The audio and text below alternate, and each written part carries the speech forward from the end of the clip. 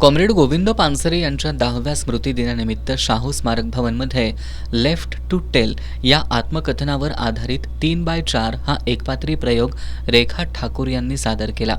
शांतीसाठी स्त्री संघर्ष या संस्थेनं याचं आयोजन केलं होतं. या प्रयोगातून माणसामाणसात युद्ध कसं सुरू होतं, केव्हा सुरू होतं, युद्ध म्हणजे नक्की काय, डोकी नक्की कशी भडकतात, आपण चिथावणीखोर नेते नसतो किंवा भडकलेली मातेही नसतो, तरीही आपण त्या युद्धाच्या अनपेक्षित भाग बनतो.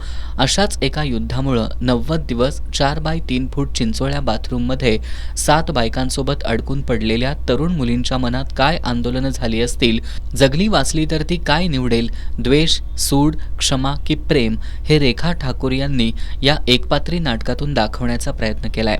त्यानंतर याच सभागृहात विद्वेषाचं राजकारण यावर चर्चासत्र झालं. माझे पतीसुद्धा विद्वेषाच्या राजकारणाचे बळी ठरले. एकत्र राहणाऱ्या मित्रांनी मुस्लिम असल्यानं माझ्या पतीला मारलं, ही मनाला यातना देणारी गोष्ट आहे. न्यायासाठी लढाई सुरूच आहे. न्यायाधीश होऊन उपेक्षितांना जेव्हा मी न्याय देईन तेव्हाच ही लढाई जिंकल्याचं समाधान मिळेल, अशी भावना ॲडव्होकेट आयशा शिकलगार यांनी यावेळी व्यक्त केली.